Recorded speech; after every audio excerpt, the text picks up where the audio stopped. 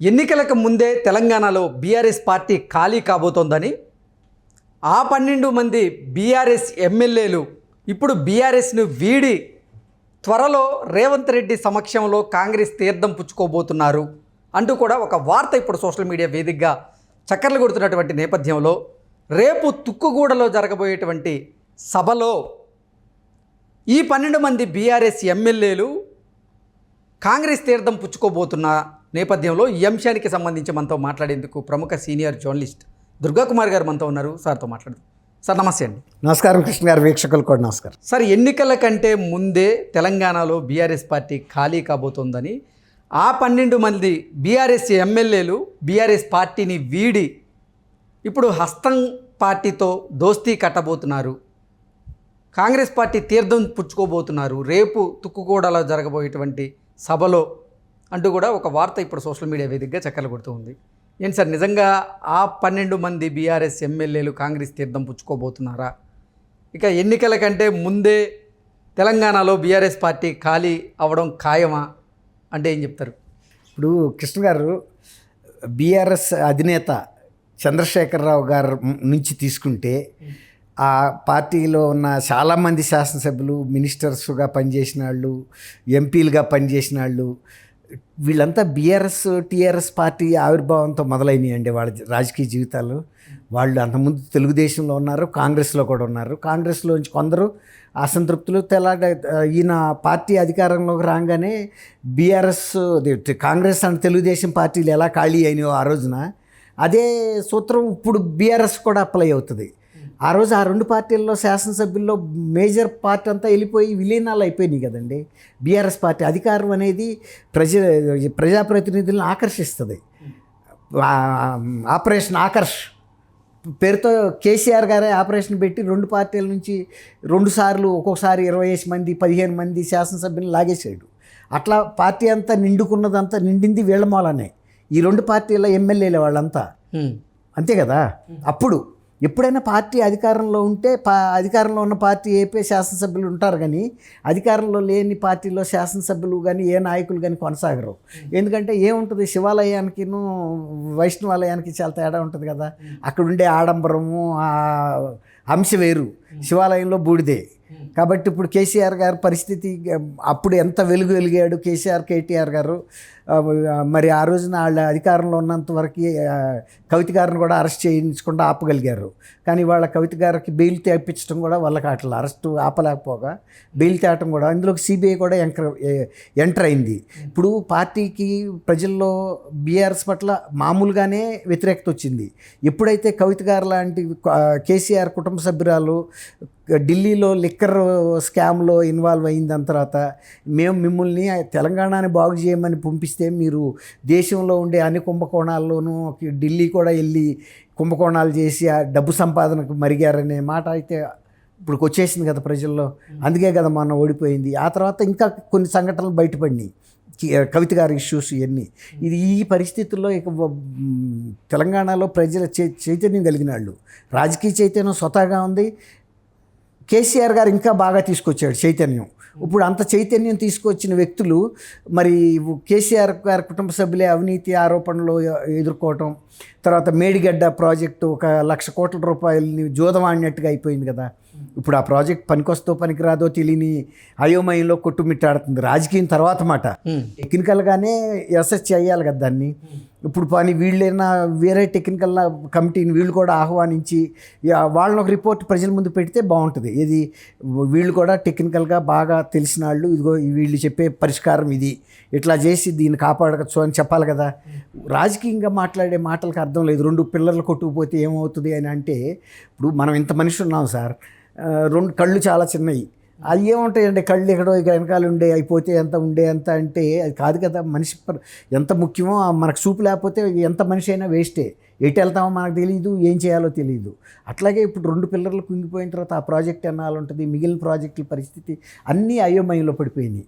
ఈ విధంగా ఇప్పుడు ఇలాంటి పరిస్థితుల్లో బీఆర్ఎస్ ఎమ్మెల్యేలు ఈ పార్టీ ఎప్పుడన్నా నిలబడగలుగుతుందనే ఆశతో ఉండగలుగుతారా? రేపు పార్లమెంట్ ఎలక్షన్లు వస్తున్నాయి. పార్లమెంట్ ఎలక్షన్లో జాతీయ పార్టీలకి ప్రాధాన్యత ఉంటుంది. ఇక్కడ కాంగ్రెస్ అండ్ బీఆర్ఎస్ 2 పార్టీలు ఉన్నాయి. కాంగ్రెస్ ఏమో అధికారంలో కూడా ఇక్కడ ఉంది.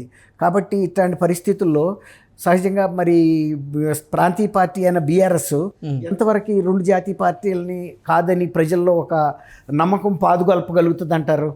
ఆ పాదుగొల్పలేకపోయినప్పుడు ఒక్క సీటు కూడా రాలేకపోతే ప్రజల్లో శాసనసభ్యుల్లో ఇంకా డౌట్ వచ్చేస్తాయి. ఇక ఈ పార్టీ లేచి నిలబడలేదు. ఇప్పుడు మన రెండు కాళ్ళు పూర్తిగా ఎరిగిపోయినాయి అనుకోండి, లేచి నిలబడలేము. చిన్న ఫ్రాక్చరో బెణుకో అయితే ఏ కర్రో పుచ్చుకుని లేస్తాము, మళ్ళీ తిరుగుతాం అనేది ధైర్యం ఉంటుంది. అలా రెండు కాళ్ళు యాంపుటేషనే జరిగినాయి అనుకోండి, తీసేశారు, మనం ఇక్కడ నడవగలుగుతాం అనే ధైర్యం ఉంటుందా? ఇప్పుడు వరుస ఎలక్షన్లో కనుక ఓడిపోయి అసలు ఏమి దీని ఉనికి లేదన్నప్పుడు ఇంక రాజకీయ నాయకులు ఉనికి లేని పార్టీలు ఎవరు కొనసాగరు కదండి. అది ఇప్పుడు పెద్ద కేసీఆర్ గారికి కవిత గారి అరెస్ట్ కన్నా కూడా ఇంకా తీవ్రమైన కలిసివేసే అంశం ఏంటంటే ఛాలెంజింగ్, రేపు లోక్సభ ఎలక్షన్లో పార్టీ ఉనికిని కాపాడుకోగలుగుతుందా? కనీసం 5-6 సీట్లన్నా గెలిస్తే పార్టీ ఉనికిలో ఉన్నట్టు. అసలు ఏమీ రాలేదనుకోండి, ఈ పార్టీ వెళ్ళి ఢిల్లీలో ఏం చేస్తుంది?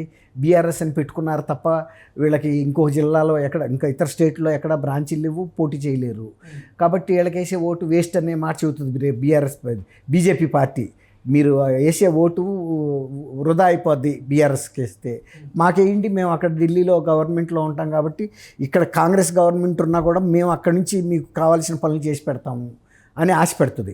ఈ గవర్నమెంట్ ఏముంటుంది, ఇక్కడ మేము ఎట్టాగో ఉన్నాము, మాకు అక్కడ కూడా ఇవ్వండి సపోర్టు, డబుల్ ఇంజిన్ అవుతుంది. ఒకవేళ అట్లా వెళ్ళకపోయినా, పూర్తి స్థాయిలో మేము గెలవలేకపోయినా రాష్ట్ర ప్రభుత్వం తరఫున మేము పోరాడి నిధులు తెచ్చి మీకు డెవలప్మెంట్ చూపిస్తూ ఉంటుంది. కానీ ఇప్పుడు బీఆర్ఎస్ ఏం చెప్పగలుగుతుంది? ఏమన్నా చెప్పడానికి ఉంటుందా? ఏ ప్రభుత్వం వచ్చినా మెడలు ఉంచుతానని జగన్మోహన్ రెడ్డి గారి లాగా ఒక అబద్ధపు మాట చెప్పగలుగుతాడు కేసీఆర్ గారు? ఇప్పుడు ఆయనంటే కొత్తగా రాజకీయాల్లోకి వచ్చాడు కాబట్టి ఏ చెప్పినా చెల్లింది ఎన్నుకున్నారు. కానీ నిన్ను 10 సంవత్సరాలు ఇక్కడ నేను అధికారంలో ఉంచారు, నువ్వేమీ సాధించలేదనే కదా 10 సంవత్సరాల తర్వాత నిర్మోహమాటంగా దించేశారు. అట్లాంటప్పుడు కేసీఆర్ గారు ఒక రకంగా ఇబ్బందుల్లో పడిపోయినట్టే. ఈ రేపు మీరు చెప్పారు చూసారా, తుక్కుగూడలో 12 మంది జారుతారని. 12 మంది కాకపోయినా 8 మందో 10 మందో జారితే అవకాశం ఉంది. ఆ పేర్లు కూడా బయటకు వచ్చినాయి, చూసాము. ఎక్కువ మంది సిటీలో కొంతమంది ఉన్నారు, ఇతర జిల్లాల వాళ్ళు కూడా ఉన్నారు. వాళ్ళు ఎప్పుడు కూడా గతంలో పార్టీ మారి ఇందులోకి వచ్చిన వాళ్ళే. ఇప్పుడు రాజేంద్ర నగర్ ప్రకాష్ గౌడ్ ఉన్నాడు, వీళ్ళందరూ గతంలో కూడా వేరే పార్టీ నుంచి ఇందులోకి వచ్చిన వాళ్ళే. గాంధీ గారి పేరు వినపడుతుంది, మాగంటి గోపీనాథ్ వినపడుతుంది, ఇంకా చాలా మంది వినపడుతున్నాయి. వాళ్ళంతా గతంలో వేరే పార్టీలో ఉంటారు కాబట్టి ఇప్పుడు వాళ్ళకి పెద్ద వెళ్ళిపోవటానికి ఏముంది, వెళ్ళిపోతారు. ఏ పార్టీ అధికారులు ఉంటే ఆ పార్టీలో ఉంటారు. వాళ్ళ నియోజకవర్గాల్లో పనులు జరిపించుకోవటం కోసం మేము వెళ్ళాము, మాకేమీ స్వార్థం లేదని చెప్తారు, అంతే కదండి. అప్పుడు కూడా బీఆర్ఎస్ పార్టీ అధికారంలో ఉంది కాబట్టి ఇతర పార్టీల నుంచి వెళ్ళారు. ఇప్పుడు అదే సీన్ రిపీట్ అవుతుంది అన్నమాట. ఇవన్నీ రాజకీయాల్లో సాధారణమైన అంశాలే కృష్ణ గారు, మనమేం ఆశ్చర్యపోవక్కర్లేదు. రేపు బహుశా రాహుల్ గాంధీ సమక్షంలో ఒక 7-8 మంది అయినా కాంగ్రెస్ తీర్థం పుచ్చుకోవచ్చు, కండవాల కప్పు. కొన్ని వార్తలు వస్తున్న నేపథ్యంలో ఏంటి సార్, నిజంగా బీఆర్ఎస్ పార్టీలో ఆ కుటుంబ సభ్యులు తప్ప ఇంకెవరు ఉండే ఆ పరిస్థితి లేదంటారా? బీఆర్ఎస్ పార్టీ ఎన్నికల కంటే ముందే ఖాళీ కాబోతుందా అంటే ఏం చెప్తారు? అంటే అధికారంలో ఉన్నప్పుడు కూడా ఎక్కువ ప్రాముఖ్యత ఆ కుటుంబ సభ్యులకే దక్కిందండి. మిగిలిన వాళ్ళంతా నామమాత్రులు అయ్యారు.